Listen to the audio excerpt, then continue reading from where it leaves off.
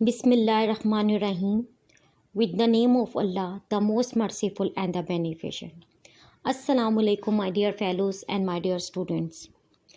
Today, our discussion topic is about active and passive voice of present continuous tense, part 2. But before discussion, if you haven't subscribed this channel, please subscribe this channel for more informative videos. If you haven't watched the first part of this video, it is my request, first of all, you should watch that part, then come to this part 1. Let's start our discussion. Okay, today we will learn to know how can we do active and passive voice of present continuous tense. सबसे पहले आपको present continuous tense का पता होना चाहिए students. मैं आपको थोड़ा सा इंट्रो दे दूं. प्रेजेंट कॉन्टीन्यूस टेंस ऐसा टेंस है जिसमें किसी काम का करना होना या सहना मौजूदा ज़माने में पाया जाए और अभी वर्किंग में ही हो. ठीक है, जैसे कि उर्दू में इसकी आइडेंटिफिकेशन है, मैं काम कर रहा हूँ, वो स्कूल जा रहे हैं, परिंदे हवा में उड़ रहे हैं, ये है इसके आइडेंटिफिकेशन. पॉजिटिव सेंटेंसेस या सिंपल सेंटेंसेस में सब्जेक्ट यूज़ होता है, फिर इज़ एम आर यूज़ होता है, first form of verb plus ING plus object plus full stop. इसमें इज़ या एम या आर यूज़ होता है as a helping verb. Am जो है वो आई के साथ यूज़ होता है, आर जो है वो we they you plus plural nouns के साथ यूज़ होता है.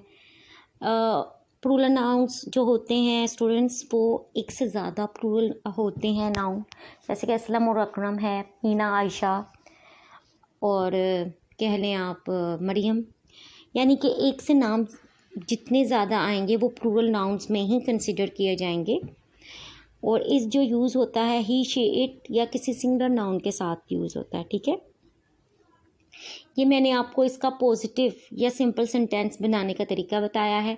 सब्जेक्ट है, हेल्पिंग वर्ब यूज़ होगा इज़ या आर या एम, फिर first form of verb plus ING plus object plus full stop. Urdu में है कि मैं काम कर रहा हूँ, आई एम डूइंग वर्क, वो स्कूल जा रहे हैं, they are going to school, हम आम खा रहे हैं, वी आर ईटिंग मैंगोज़. ये है simple sentence of present continuous tense. क्योंकि students and my dear fellows, अगर आपको टेंस की पहचान होगी तो it will be very easy for all of you to do passive voice of that tense. Now come to the negative sentences. Negative sentences में मैंने आपको पहले भी जितने मेरे लेक्चर हुए हैं मैंने उनमें आपको डिटेल डिस्क्रिप्शन इसके बारे में भी की है कि नेगेटिव सेंटेंसेस में जो नोट होता है ना वो right after the main helping verb आता है. ठीक है, जैसे कि मैं काम कर रहा हूँ, आई एम डूइंग वर्क. ठीक है, अब इसका पहले फार्मूला देख लेते हैं. सब्जेक्ट आएगा इज़ आर एम में से कोई एक आएगा, फिर नोट आएगा, फिर first form of verb ING, फिर ऑब्जेक्ट आएगा, फिर फुल स्टॉप आएगा. ठीक है, जैसे कि आई एम डूइंग वर्क, ये पॉजिटिव सेंटेंस है. नेगेटिव में होगा I am not doing work. We are eating mangoes, we are not eating mangoes. Birds are flying in the air, birds are not flying in the air. यानी कि helping verb के बाद जब आप note लगा देते हैं तो ये नेगेटिव सेंटेंस बन जाता है. ठीक है, let's start with the interrogative sentences. Interrogative sentences में students helping verb always place first in the sentence, यानी कि सेंटेंस में सबसे पहले जो है वो हेल्पिंग वर्ब का इस्तेमाल होता है. यानी कि अब कैसे फॉर्मूला होगा, इज़ आर एम में से कोई एक चीज़ आ जाएगी, उसके बाद सब्जेक्ट आ जाएगा, फिर फर्स्ट फॉर्म ऑफ वर्ब आ जाएगी, फिर आईएनजी, फिर object and in the end question mark. ठीक है, जैसे कि I am doing work, am I doing work, question mark. Birds are flying in the air, are birds flying in the air. He is speaking truth, is he speaking truth. ये हो गया students इसका interrogative sentence बनाने का method. अब कुछ sentences ऐसे आते हैं जिसमें नेगेटिव और इंट्रोगेटिव जो हैं वो कंबाइन ही आते हैं। उसमें उसका मेथड क्या है, उसमें ऐसे ही है स्टूडेंट्स कि आपने जो होते हैं हेल्पिंग वर्ब्स वो बिल्कुल स्टार्ट में आते हैं, फिर आपने सब्जेक्ट यूज़ करना होता है। सब्जेक्ट के बाद आपने right after the subject you will use not, then first form of verb, then ING plus object plus question mark. जैसे कि मैं एक सेंटेंस बोलूँ, आई एम डूइंग वर्क। अब इसका नेगेटिव प्लस इंट्रोगेटिव सेंटेंस जो है वो ऐसे होगा, am I not doing work. अब देखिए ये नेगेटिव भी है और इंट्रोगेटिव भी है, क्या मैं काम नहीं कर रहा हूँ। Birds are flying in the air, ये पॉजिटिव सेंटेंस है। और नेगेटिव प्लस पॉजिटिव इसका इस तरीके से होगा, are birds not flying in the air, और एंड पे आएगा क्वेश्चन मार्क। ठीक है, इसके बाद आप देख लें, we are eating food, are we not eating food. ठीक है, सबसे पहले हेल्पिंग वर्ब आया, उसके बाद सब्जेक्ट आया, सब्जेक्ट के फॉर्म बाद आपने नोट लगाना है, फिर फर्स्ट फॉर्म ऑफ वर्ब आएगी, आईएनजी आएगा, फिर एंड पे ऑब्जेक्ट आएगा, फिर क्वेश्चन मार्क आएगा। ठीक है, अब मैं आपको WH वर्ड्स जो कि वेरी इंपॉर्टेंट हैं आ जाते हैं। WH वर्ड्स के बारे में आपको पता होना चाहिए, हाउ, विच, वेयर, इनको कहते हैं WH वर्ड्स। व्हेन, व्हाट, ये जो हाउ, ये सारे जो वर्ड्स कहलाते हैं WH वर्ड्स कहलाते हैं। और जब ये सेंटेंस में आपको नज़र आएंगे, बिल्कुल स्टार्ट में नज़र आएंगे, इवन कि ये हेल्पिंग वर्ब से भी पहले नज़र आते हैं। जैसे कि what are you doing, how are you today. अब देखें यहाँ पे WH वर्ड्स जो हैं वो बिल्कुल स्टार्ट में आ रहे हैं। जब अगर मैं कहूँ कि I am doing work, why am I doing work, ये इसका इंट्रोगेटिव फॉर्म हो गया। ठीक है, they are playing cricket, why are they playing cricket, end पे आ जाएगा क्वेश्चन मार्क। ठीक है, इसके अलावा birds are flying in the air, how are birds flying in the air, end पे आ जाएगा क्वेश्चन मार्क। ये मैंने आपको इंट्रोगेटिव सेंटेंस बनाने का मेथड बताया, किसका, WH वर्ड्स के साथ प्रेजेंट कॉन्टिन्यूस टेंस का।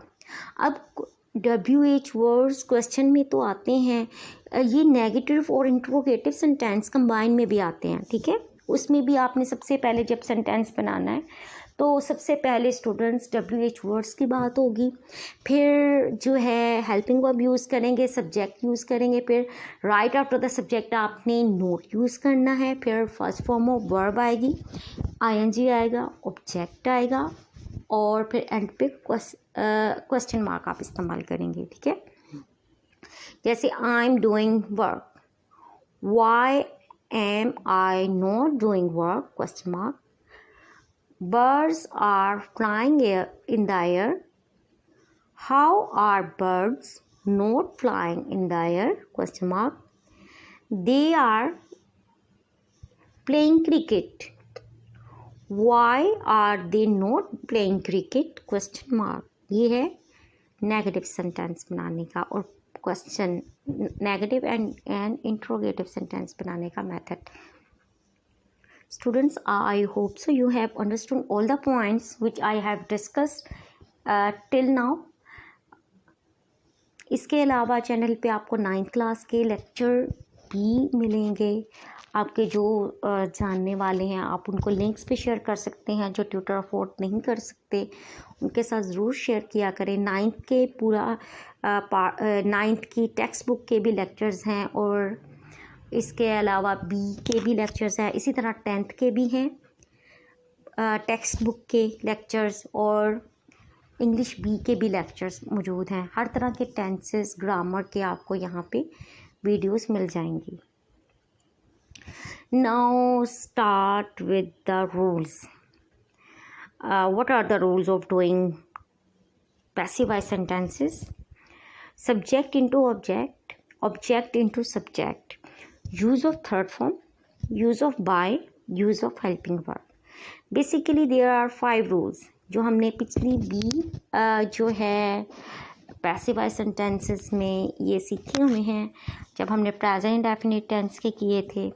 तो आपको इन रूल्स का बहुत अच्छे तरीके से पता होना चाहिए, क्योंकि सारे पैसे वाइज हमें पता है कि हम 8 टेंसेस के पैसे वाइज करते हैं, और 8 टेंसेस में स्टूडेंट्स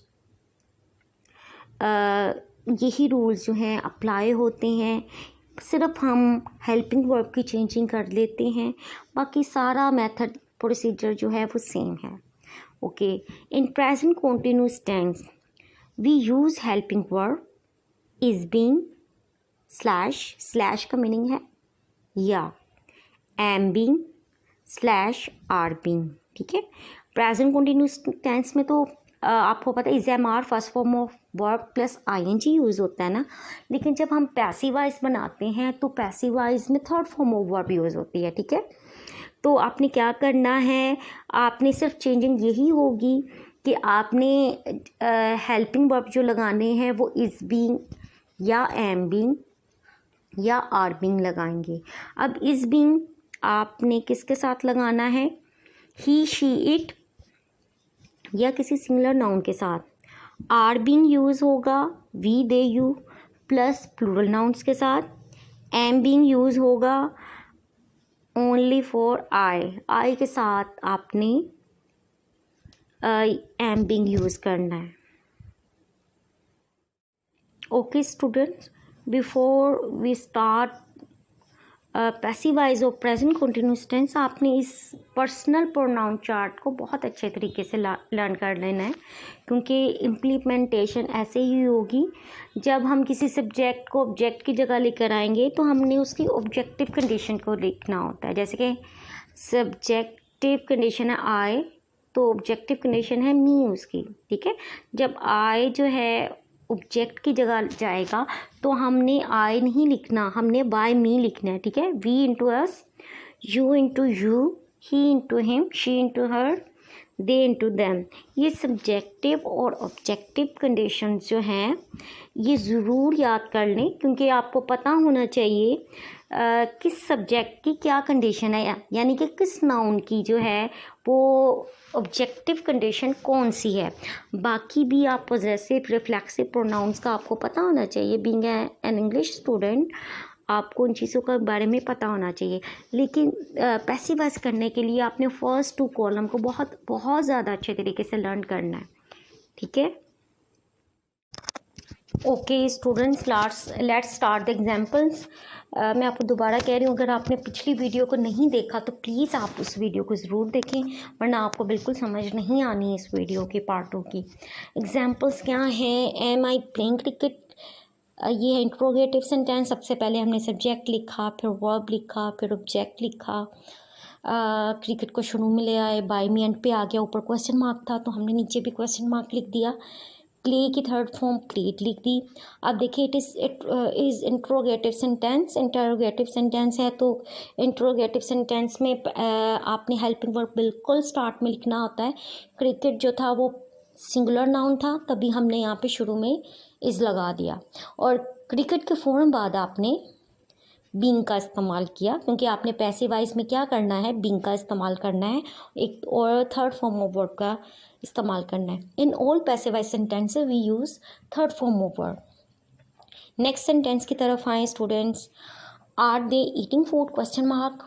अब देखें ऊपर है आर, ठीक है, आर दे, क्योंकि दे जो है वो प्लूरल प्रोनाउन है, तो अब नीचे हम देखते हैं कौन सा हेल्पिंग वर्ब यूज़ करते हैं। पहले वही method, subject into object, object into subject, use of third form, use of by, use of helping verb. आपने इन रूल्स को याद रखना है। अब फूड शुरू में आ गया, ठीक है, लिख दिया हमने। दे को कन्वर्ट किया देम में, देम से पहले हमने बाय लिख दिया, ऊपर क्वेश्चन मार्क था तो हमने नीचे भी क्वेश्चन मार्क लगा दिया। ईट की थर्ड फॉर्म ईटन लिख दी, ठीक है। अब फूड जो था वो सिंगुलर नाउन था तो हमने बिल्कुल स्टार्ट में इस लगाया, हालांकि ऊपर आर लिखा है, लेकिन अब हमने ऊपर वाले सेंटेंस को भूल जाना है। जो ऑब्जेक्ट्स से हम लेकर आए हैं ना ऑब्जेक्ट को लेकर आए हैं ना सब्जेक्ट की जगह पे। अब आपने उसी सब्जेक्ट को देखना है, फूड को देखना है। कोई भी यहाँ पे वर्ड आ जाए, फूड आ जाए, मैंगोज आ जाए, आप उनको वर्ड को देखेंगे, ऊपर वाले सेंटेंस को बिल्कुल नहीं देखना। उसके मुताबिक यहाँ पे हमने इज़ लगा दिया, फूड के फ़ौरन बाद हमने सपोर्टिंग हेल्पिंग वर्ब जो है वो जो क्या है, बीइंग है, उसका इस्तेमाल कर दिया। ठीक है, जब ऐसे सेंटेंस हो जिसमें हेल्पिंग वर्ब भी हो और सपोर्टिंग हेल्पिंग वर्ब भी हो, तो आपने मेन हेल्पिंग वर्ब जो बिल्कुल फर्स्ट नंबर पे आता है, आपने उसकी प्लेस को चेंज करना है। सपोर्टिंग हेल्पिंग वर्ब वैसे ही रहेगा। ठीक है, अब देखें WH वर्ड्स के साथ आ गया सेंटेंस। WH वर्ड्स कौन से होते हैं? Why, which, where, what. जब ऐसे सेंटेंस आ जाएं तो आपने सबसे पहले इनको एज इट इज़ ही लिखना होता है। जैसे कि what are you doing, how are you today, जैसे भी आ जाए आपने उस वर्ड को वैसे ही लिख दिया। Why am I playing cricket, ऊपर वाई था तो हमने नीचे भी वाई लिख दिया। आई को कन्वर्ट किया बाय मी में, ऊपर क्वेश्चन मार्क था तो हमने नीचे भी क्वेश्चन मार्क लगा दिया। क्रिकेट को शुरू में ले आए हम। ठीक है, फिर प्ले की हमने थर्ड फॉर्म लिख दी, प्लेट। अब देखिए वाई ऊपर था, हमने वाई नीचे भी लिख दिया। अब देखिए हेल्पिंग वर्ब हम ऐसे नहीं लिखेंगे। हेल्पिंग वर्ब में हम पहले सब्जेक्ट को देखेंगे जो हमने ऑब्जेक्ट से लेकर आए हैं। तो वहाँ से आया है क्रिकेट, तो क्रिकेट है तो सिंगुलर नाउन है, सिंगुलर नाउन के साथ हमने इज़ लगाना है, इज़ लगा दिया। और राइट आफ्टर द क्रिकेट हमने सपोर्टिंग हेल्पिंग वर्ब बीइंग लगाना है, और प्ले की थर्ड फॉर्म हमने प्लेड लिख दी। ठीक है, सेंटेंस इस तरीके से बन गया, why is cricket being played by me question mark. अब देखिए next sentence, fourth sentence, why are they eating food, कहाँ खा रहे हैं खाना। अब देखिए फूड शुरू में आ गया, वेयर ऊपर लिखा हुआ था, हमने एज इट इज़ नीचे लिख दिया। फूड को शुरू में ले आए, दे को एंड पे ले आए, देम में ऊपर क्वेश्चन मार्क था, हमने नीचे भी क्वेश्चन मार्क लगा दिया। ईट की थर्ड फॉर्म ईटन लिख दी। ठीक है, इसके बाद फूड को अब ऊपर आर लिखा हुआ है, हमने एज इट इज़ आर नहीं लिखना, हमने पहले अपने सब्जेक्ट को देखना है। सब्जेक्ट हमारे पास फूड था, तो फूड के साथ ये सिंगुलर नाउन है तो हमने इज़ लगा दिया। और कहाँ लगाया? बिल्कुल WH वर्ड्स के साथ। जैसे कि हाउ आर यू, अब हाउ के बाद आर आ गया। What are you doing, what के साथ आर आ रहा है, तो फिर हमने वेयर के साथ इज़ लगा दिया। ठीक है, और फूड के बाद हमने इसका पैसिवाइज बनाने के लिए बीइंग भी यूज़ होता है, हमने इसका सपोर्टिंग हेल्पिंग वर्ब इस्तेमाल कर लिया। ठीक है, ऊपर फिर सेंटेंस इस तरीके से बन गया, where is food being eaten by them question mark. Fifth sentence की तरफ आए students, am I not playing cricket question mark. अब यहाँ पे देखें ये सेंटेंस जो है ये नेगेटिव भी है और इंट्रोगेटिव भी है। क्यों? क्योंकि हेल्पिंग वर्ब शुरू में आ रहा है। अब जब हेल्पिंग वर्ब शुरू में आ गया तो इसका मतलब क्या है कि ये सवालिया जुमला आ गया। और जब आए के बाद जब हमने देखा नोट लिखा हुआ है तो इसका मतलब है ये इंट्रोगेटिव सेंटेंस आ गया, इंटरोगेटिव सेंटेंस है। यानी कि इस सेंटेंस में नेगेटिव भी है और इंट्रोगेटिव भी है। जैसे कि उर्दू में क्या बनेगा, आई नॉट प्लेइंग क्रिकेट, क्या मैं क्रिकेट नहीं खेल रहा हूँ। इस सेंटेंस को सीखें। अब क्रिकेट शुरू में आ गया, पहले आपने सब्जेक्ट वर्ब ऑब्जेक्ट लिख दिए। उसके बाद ऑब्जेक्ट को सब्जेक्ट की जगह पे, सब्जेक्ट को ऑब्जेक्ट की जगह पे, आई को हमने ऑब्जेक्ट की जगह पे लेकर आए तो हमने बाय मी लिख दिया। ऊपर क्वेश्चन मार्क था तो हमने नीचे भी क्वेश्चन मार्क लगा दिया। और प्ले की थर्ड फॉर्म प्लेड लिख दी। ठीक है, इसके बाद स्टूडेंट्स हमने क्रिकेट शुरू में ले आए। अब क्रिकेट जो है वो सिंगुलर नाउन है, सिंगुलर नाउन के साथ हम इज़ लगाते हैं। हमने स्टार्ट में इज़ लगा दिया। क्यों लगाया? क्योंकि ये इंट्रोगेटिव सेंटेंस था, इंट्रोगेटिव सेंटेंस है इसलिए हमने इज़ शुरू में ले आए। अब क्रिकेट के फॉर्म बाद आपने नोट लगाना है। हमेशा याद रखें ये सीक्वेंस 12 के 12 टेंसेस में ऐसा चलता है कि जब नेगेटिव और इंट्रोगेटिव सेंटेंस आ जाते हैं कंबाइन तो आपने शुरू में हेल्पिंग वर्ब लगाना होता है, फिर सब्जेक्ट लगाना होता है, उसके फ़ौरन बाद आपने नोट लगाना होता है। लेकिन हमें पता है कि पैसिवाइज जो होते हैं वो 8 टेंसेस के होते हैं, वो 12 टेंसेस के स्टूडेंट्स नहीं होते। और मैंने आपको पिछली वीडियोस में बताया था किस किस टेंस के पैसिवाइज होते हैं। पहले तो हमें पता होना चाहिए टेंस, टोटल टेंस जो है वो 12 हैं। There are 12 tenses, present indefinite, present continuous, present perfect tense, present perfect continuous tense, ये 4 हो गए।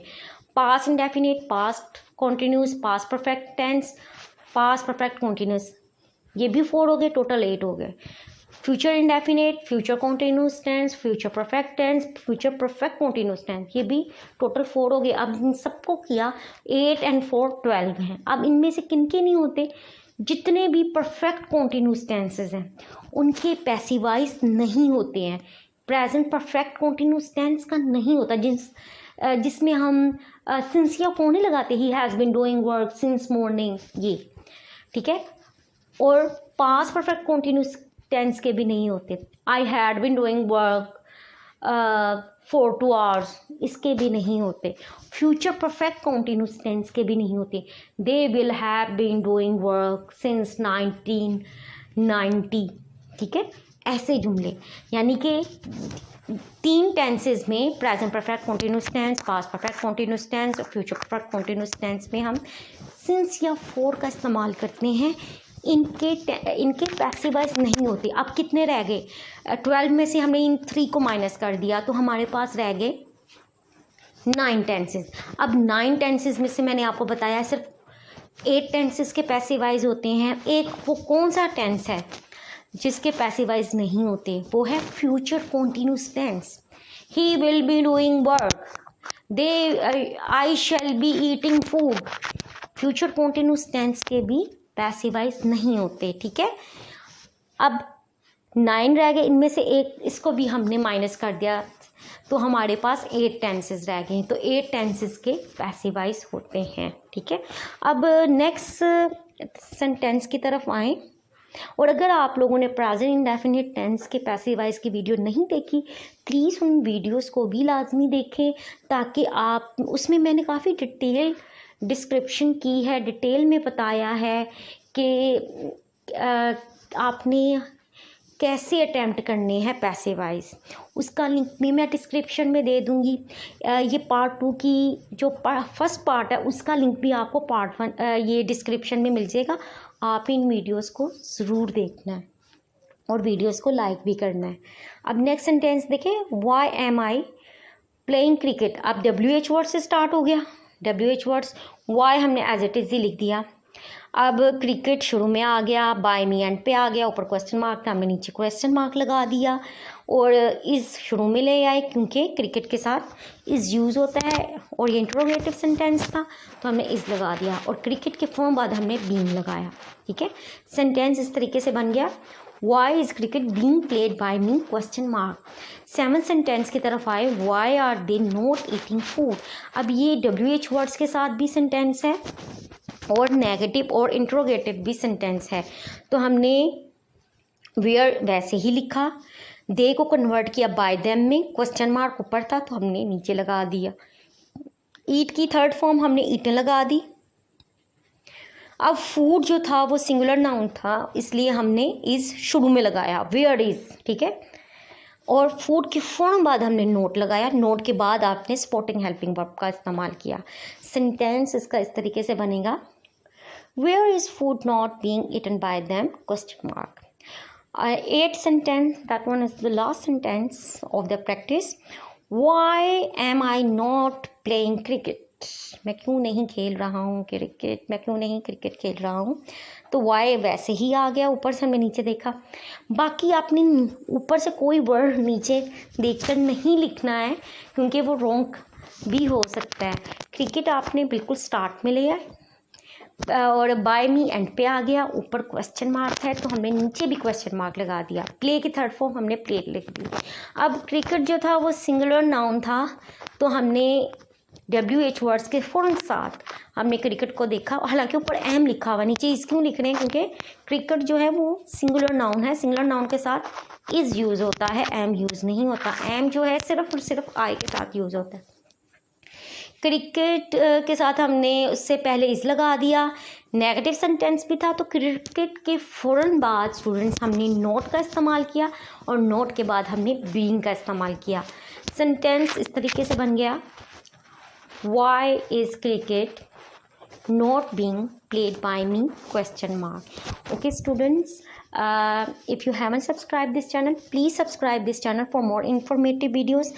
आप चैनल सब्सक्राइब करने का फ़ायदा आपको ये होगा कि जैसे ही मेरी कोई भी वीडियो अपलोड होगी तो आपको वो चैनल पर, आपके यूट्यूब चैनल पर जो है या आपके यूट्यूब पर आपको नज़र आना शुरू हो जाएगी। इसके अलावा मेरे चैनल पर 9-10 के तमाम लेक्चर्स मौजूद हैं, इंग्लिश ए के भी और इंग्लिश बी के भी।